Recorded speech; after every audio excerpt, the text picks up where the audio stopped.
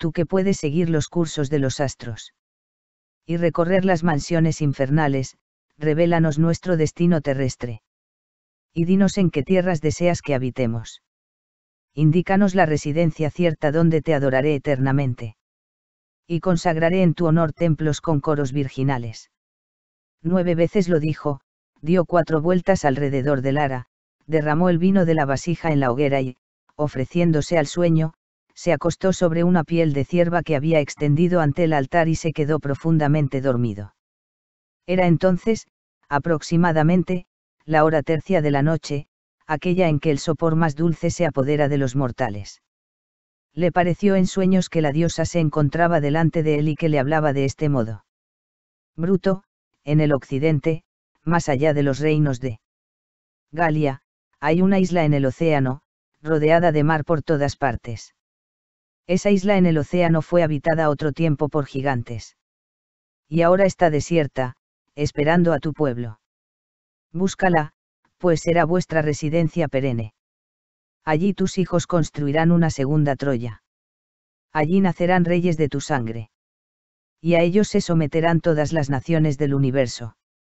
Al despertar de semejante visión, el caudillo dudaba si había sido un sueño lo que vio, o si era cierto que la propia diosa le había dado a conocer el país a donde debía dirigirse.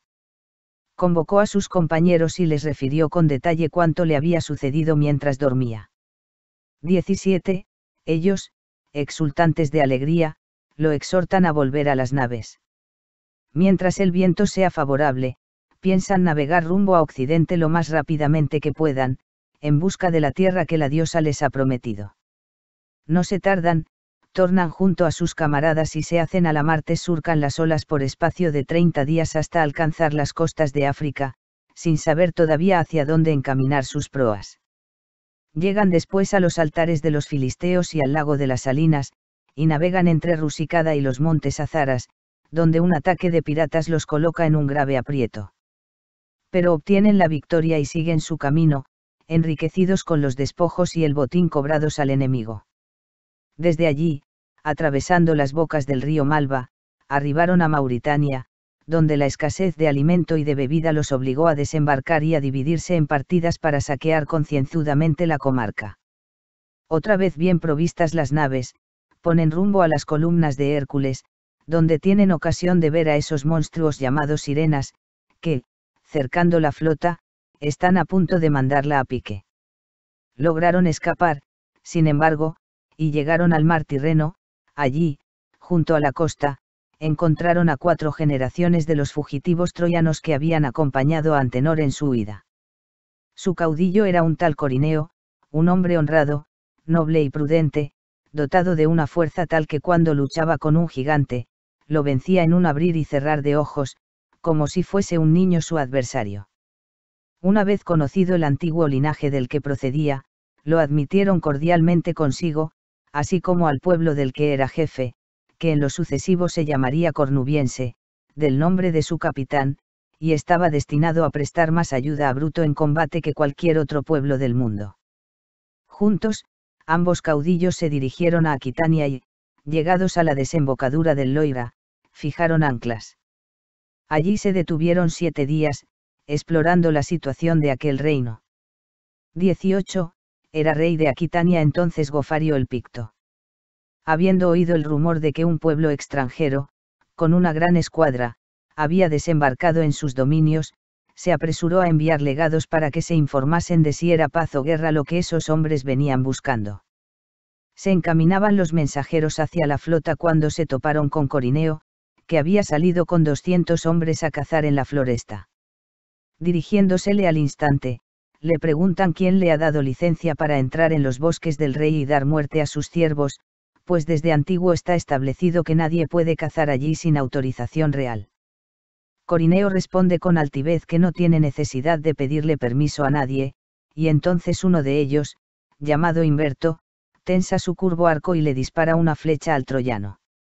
Este la esquiva, corre contra Inverto lo más rápidamente que puede y le rompe su arco en la cabeza, quebrándola en pedazos. Huyeron los demás, librándose por poco de las manos de Corineo, y anunciaron la muerte de su compañero Agofario. Mucho le entristeció al monarca de los pictavenses la noticia, y reunió al instante un poderoso ejército para vengar en los invasores la muerte de su mensajero.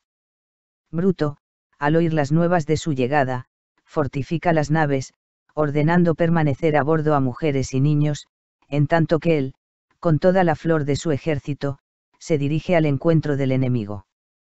Comienza la batalla, se combate ferozmente por ambos bandos, y ya han gastado una gran parte del día en la mutua matanza cuando Corineo se siente avergonzado al ver cómo los aquitanos resisten tan valientemente y los troyanos no son capaces de insistir hasta la victoria. A consecuencia de esto, con redoblados ímpetus, llama a los suyos a la parte derecha del combate, y, en orden de batalla, ataca velozmente por allí al enemigo, y cuando, con sus hombres en formación compacta, rompe las filas aquitanas, no deja de abatir enemigos hasta que, cortándoles la retirada con sus tropas, los obliga a emprender la huida. Corineo pierde la espada, pero el azar le proporciona un hacha de doble filo con la que parte en dos a todo aquel que alcanza, desde el extremo de la cabeza hasta el del pie.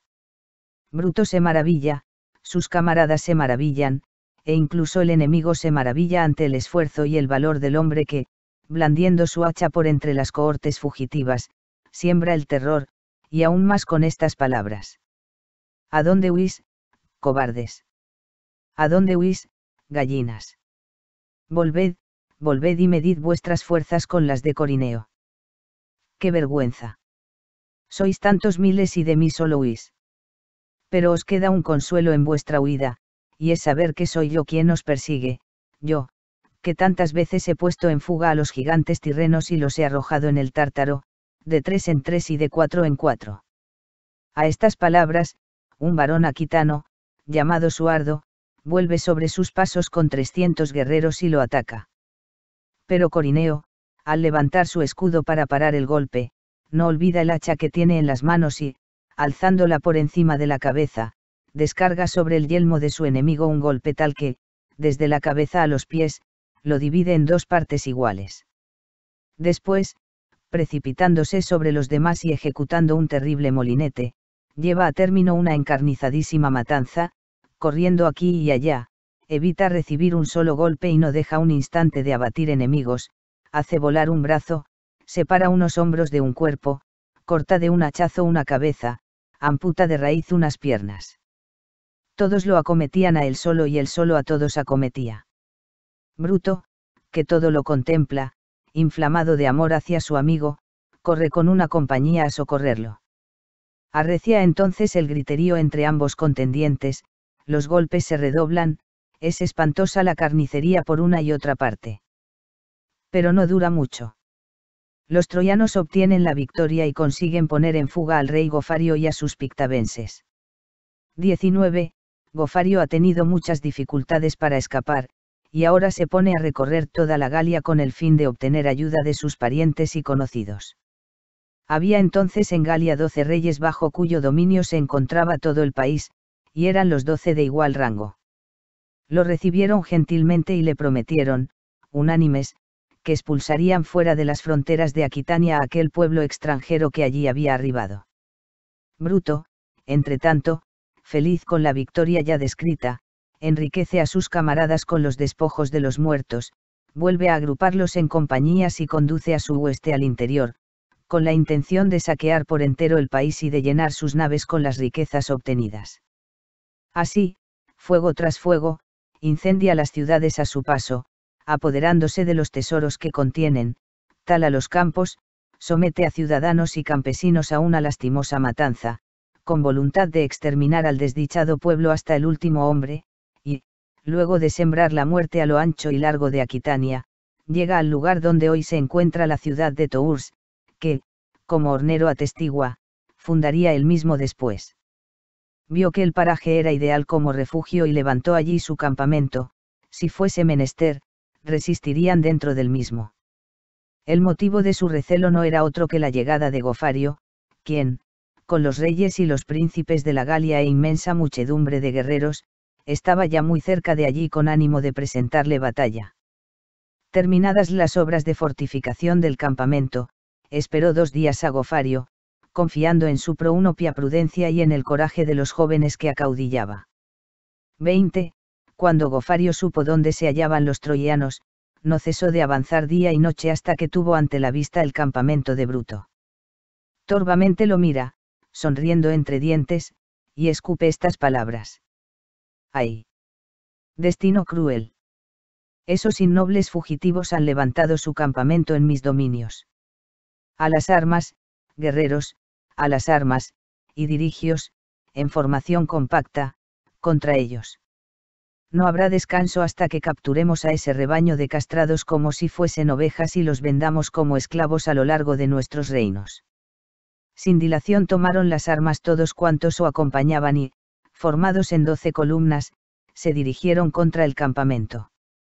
Frente a ellos, Bruto, alineadas sus tropas, no se comporta como una mujer, enseña con prudencia a sus hombres lo que tienen que hacer, cómo avanzar y cómo resistir al enemigo.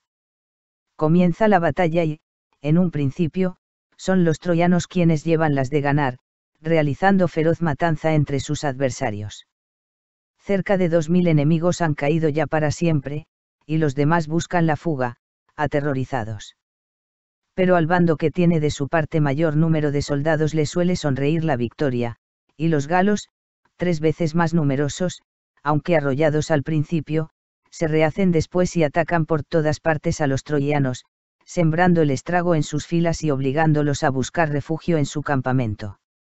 La victoria cambia de dueño, y Bruto está ahora sitiado. Sus enemigos no piensan alejarse de allí antes de verlo a él y a sus hombres ofreciendo el cuello a las cadenas, o antes de que los látigos del hambre les den cruel y prolongada muerte. Esa noche, Corineo celebra consejo con Bruto, y propone realizar de inmediato una salida nocturna por ciertos caminos secretos y permanecer escondido en el bosque cercano hasta el alba. Al amanecer, Bruto surgiría desde el campamento, presentando batalla al enemigo, y él mismo con su gente atacaría a la retaguardia gala y cargaría sobre ellos, pasándolos a cuchillo. Pareció bien a Bruto el plan de Corineo, quien, como había propuesto, salió cautelosamente con 3000 hombres y fue a ocultarse en las profundidades del bosque. Al despuntar el día, dispuso Bruto a sus hombres en orden de batalla y, abriendo las puertas del campamento, salió con ánimo de luchar. Por su parte, los galos acuden a la cita y, en línea de combate, solo piensan en pelear. Muchos miles de hombres caen a tierra por ambos bandos, muchas son las heridas que unos y otros dan y reciben, pues nadie ahorra un golpe a su adversario. Entre los troyanos había uno, llamado Turno, sobrino de Bruto, a quien nadie excedía en valor y en arrojo, si exceptuamos a Corineo, él solo, con sola su espada, dio muerte a 600 enemigos, pero un ataque repentino de los galos le ha quitado la vida antes de tiempo. La antedicha ciudad de Tours tomaría su nombre del suyo, pues allí sería enterrado. Y cuando ambos ejércitos se encuentran en la fase más dura de la batalla, he aquí que Corineo sobreviene de improviso y carga velozmente sobre la retaguardia del enemigo. Los que habían salido del campamento cobran al punto nuevos ánimos e insisten con mayor brío en sus embestidas para completar la matanza. Por su parte, los galos se encuentran aterrados al mero griterío de los hombres de Corineo que han vulnerado su retaguardia y, pensando que sus rivales son superiores en número, abandonan el campo a toda prisa. Los troyanos les pisan los talones, acuchillándolos en su huida, y no cesan en su tarea destructora hasta obtener un triunfo rotundo. Y Bruto, aunque tan gran victoria le produce una inmensa alegría, está intranquilo y preocupado, pues el número de los suyos disminuye a diario, mientras que el de los galos crece sin cesar. Así que, viendo que es dudoso el resultado de la guerra si se prolonga indefinidamente, decide retirarse a sus naves entonces, cuando aún están sanos y salvos la mayor parte de sus compañeros y todavía fresca la gloria de su triunfo, y navegar en busca de la isla anunciada por el oráculo divino. Regresa, pues, sin tardanza a la flota, con el consentimiento de sus hombres, y, después de llenar las naves con todas las riquezas que ha adquirido en su reciente campaña, sube a bordo y piensa en partir. Soplan favorables los vientos en su navegación hacia la isla prometida, a donde arriba al fin, desembarcando felizmente en Totnes. 21. la isla se llamaba entonces Albión, y nadie la habitaba, a excepción de unos pocos gigantes. La amenidad del lugar, unida a la abundancia de pesca en sus ríos y de caza en sus bosques, infundieron muy pronto en Bruto y en sus compañeros el deseo de habitarlo. Por ello, después de recorrer las distintas regiones del país, proceden a limpiarlo de gigantes, obligándolos a refugiarse en las cavernas de las montañas, y se reparten entre ellos la tierra a suertes, por donación de su caudillo. Comenzaron a cultivar los campos y a construir casas, de manera que en poco tiempo aquel país parecía haber sido habitado desde siempre. Finalmente, Bruto llamó Britania, de su nombre, a la isla, y britanos a sus compañeros, pues quería así que su nombre viviera eternamente. Más tarde, el idioma de su pueblo, que en otro tiempo se llamó troyano o griego oblicuo, fue llamado británico. En cuanto a Corineo, llamó a la parte del país que le cupo en suerte Corinea, también de su nombre, y corinenses a su gente, siguiendo el ejemplo de Bruto, tenía el privilegio de elegir provincia antes que los demás, y se decidió por la región que hoy se llama Cornubia, ya sea por alteración del nombre primitivo, ya por ser, como es, geográficamente, el cornu o cuerno de Britania. A Corineo le encantaba pelear contra gigantes, y en su provincia había más de ellos que en ninguna otra de las que fueron repartidas entre sus camaradas. Había uno, especialmente odioso, llamado Goemagog, de 12 codos de estatura, que blandía una encina previamente arrancada de raíz como si fuese una rama de avellano. Un día, mientras Bruto celebraba una ceremonia en honor de los dioses en el puerto donde había desembarcado, llegó el gigante con 20 de los suyos e infligió cruel matanza a los britanos. Estos, sin embargo, acudiendo de todas partes, lograron vencerlos y mataron a todos, excepto a Goemagog, pues Bruto lo quería vivo para que midiera sus fuerzas en singular batalla con las de Corineo, a quien le complacía sobremanera competir con monstruos semejantes. Así que Corineo, exultante de gozo, se dispone a luchar y, arrojando las armas, se enfrenta a su adversario con las manos desnudas. Ya comienza el combate, y Corineo y el gigante se estrechan mutuamente el cuerpo con sus brazos de acero, haciendo resonar el aire con sus alientos entrecortados. Acto seguido, Goemagog, aprisionando a Corineo con todas sus fuerzas, le rompe 3 costillas, 2 del lado derecho y una del izquierdo. Furioso, Corineo recobra su vigor y, cargando al gigante sobre sus hombros, corre con toda la rapidez que le permite el peso que lleva encima hasta la orilla más cercana.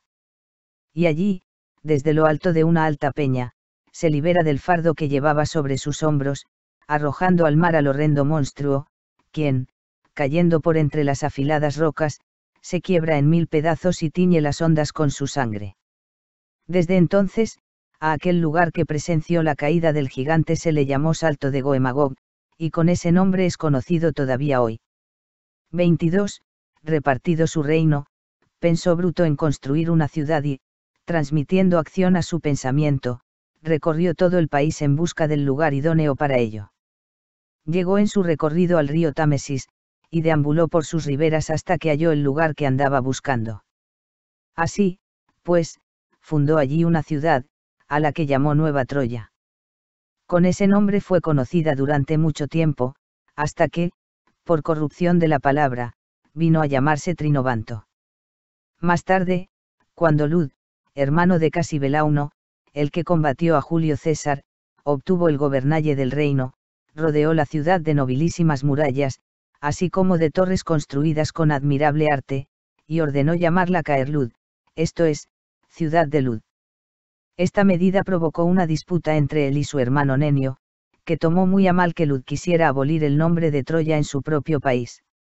De esa disputa ha tratado ya con suficiente amplitud el historiador Gildas, y yo prefiero pasarla por alto, pues desmerecería mi rústica manera de expresarme ante la de un escritor tan grande, que ha narrado esa historia en un estilo tan elocuente. Pues bien, cuando el antedicho caudillo fundó la antedicha ciudad, se la concedió de derecho a los ciudadanos que iban a habitarla, y les dio leyes con que regir pacíficamente la convivencia. Gobernaba entonces en Judea el sacerdote Elí, y el arca de la alianza se encontraba en poder de los filisteos. Los hijos de Héctor reinaban en Troya, después de expulsar a los descendientes de Antenor. En Italia reinaba Silvio Eneas, hijo de Eneas y tío de Bruto, tercero de los reyes latinos. 3. Los sucesores de Bruto hasta la llegada de Julio César. 1. De Locrino a Bladud. 23. Conoció Bruto a Inogen, su esposa, y engendró en ella 3 ilustres hijos, llamados Locrino, Albanacto y Cambro. Cuando su padre dejó el siglo, en el 24º año de su llegada a Britania, lo sepultaron en la ciudad que había fundado y dividieron el reino entre ellos, retirándose cada uno a la parte que le había correspondido. Locrino, que era el primogénito, obtuvo la mitad de la isla, que en adelante se llamaría Logres, a partir de su nombre. A Cambro le tocó el país que se extiende más allá del río Severn, llamado ahora Gales, y que por mucho tiempo se conoció como Cambria, del nombre de su soberano. Todavía hoy se llama Cambros a los galeses en lengua británica. El menor, Albanacto, ocupó la región que en nuestros días y en nuestra lengua se llama Escocia, y le puso el nombre de Albania, del suyo propio. 24. Reinaban los 3 hijos de Bruto en perfecta paz y concordia cuando Umbro, rey de los hunos, desembarcó en Albania, presentó batalla a Albanacto y le dio muerte, obligando a su gente a huir a Logres. Locrino, al recibir la noticia, llamó consigo a Cambro, su hermano y, reuniendo a todos los jóvenes de Britania, se dirigió al encuentro del rey de los hunos, alcanzándolo junto al río que hoy se llama Humber. Comienza la batalla, y Locrino consigue poner en fuga a Umbro, quien, acosado, termina por ahogarse en las aguas del río, dejándole para siempre su nombre. Obtenida así la victoria, Locrino reparte con largueza entre sus camaradas los despojos del enemigo, no reteniendo para sí mismo más que el oro y la plata que las naves hunas guardaban. Retuvo también para sí 3 doncellas de admirable belleza, de las que una era hija de cierto rey de Germania, Umbro la había secuestrado, junto a las otras 2, mientras saqueaba el país de su padre. La joven se llamaba Estrildis, y su belleza era tan grande que no tenía par en el mundo, pues ni el marfil bruñido, ni la nieve recién caída, ni los lirios del campo, podían competir con la blancura resplandeciente de su cuerpo. Inflamado de amor, Locrino quiso compartir su lecho y unirse en matrimonio con ella, bajo la antorcha conyugal. Cuando Corineo lo supo, se indignó sobremanera, pues Locrino se había comprometido a tomar a su hija por esposa. El viejo guerrero se presentó ante el rey blandiendo su famosa hacha de doble filo con la diestra, y le habló de este modo. Así me pagas, Locrino, las heridas que he recibido al servicio de tu padre, guerreando contra pueblos desconocidos. Desprecias a mi hija y te rebajas a unirte en matrimonio con una mujer bárbara.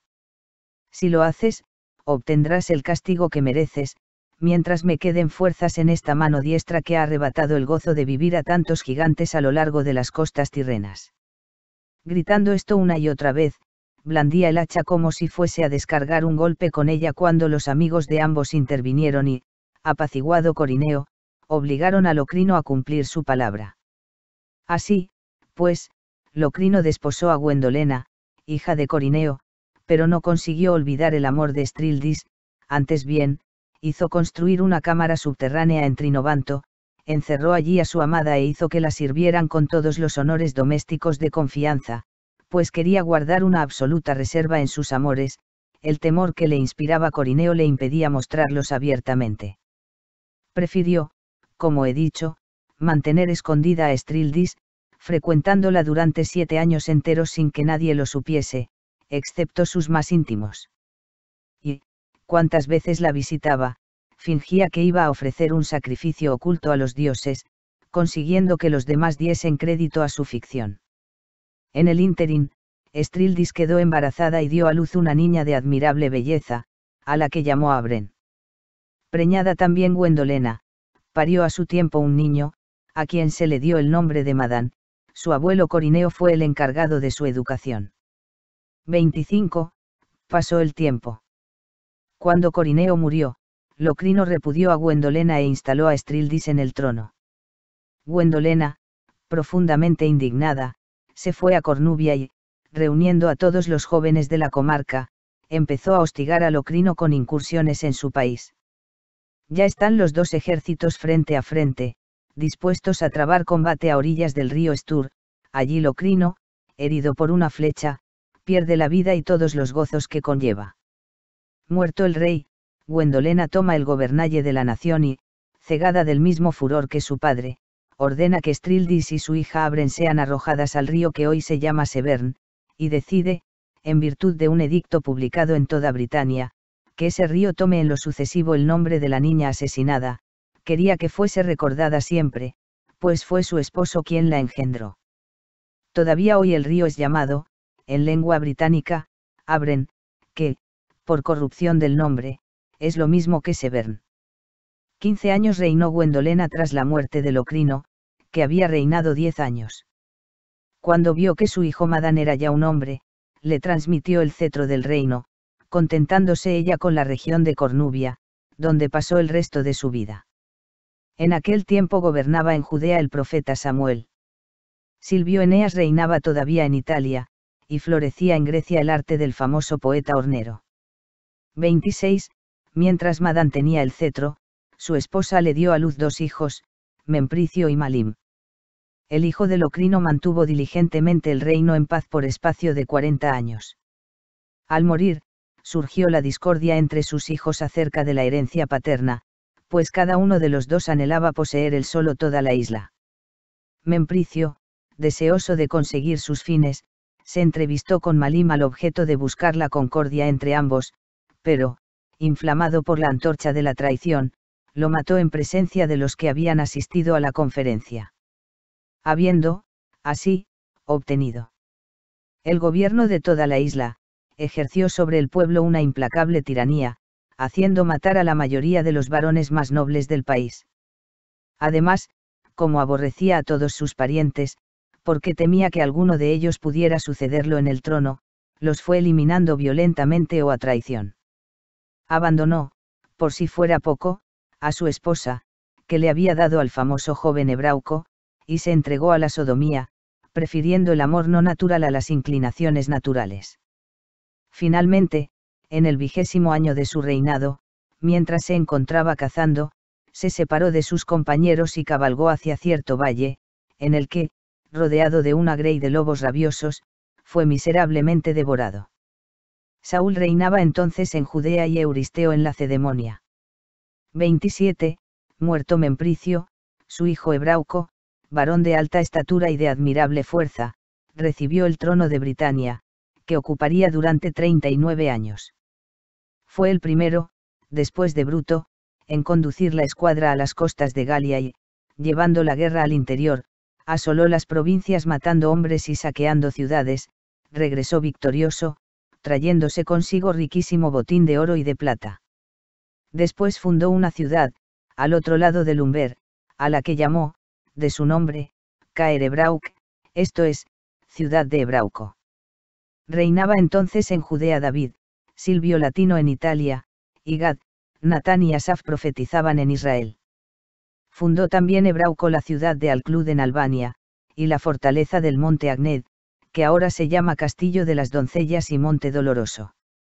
Engendró Ebrauco 20 hijos en las 20 mujeres que tuvo, así como 30 hijas, y durante 40 años gobernó con firmeza el reino de Britania. Los nombres de sus hijos fueron estos: Bruto el del verde escudo, Margadud, Sicilio, Regin, Morbid, Bladud, Jagón, Bodloan, Quincar, Espaden, Gaul, Dardan, Eldad, Ibor, Kangu, Héctor, Kerin, Rud, Asaraco y Buel, y los nombres de sus hijas, Gloigin, Ignogin, Oudas, Gwenlian, Gaurdid, Angarad, Gwenlodoe, Tangustel, Gorgon, Median, Metael, Ourar, Meilure, Cambreda, Ragan, Gael, Ekub, Nest, Chain, Estadud, Gladus, Ebrein, Blangan, Abalak, Angaes, Galaes. Su belleza no tuvo par en Britania ni en Galia. Edra, Anor, Estadial Diegron. Su padre las envió a todas a Italia, a la corte de Silvio Alba, que había sucedido a Silvio Latino en el trono. Se casaron allí con nobles troyanos, con los que las mujeres latinas y sabinas rehusaban unirse en matrimonio. En cuanto a los hijos, condujeron, con su hermano Asáraco como jefe, la escuadra a Germania, donde, con la ayuda de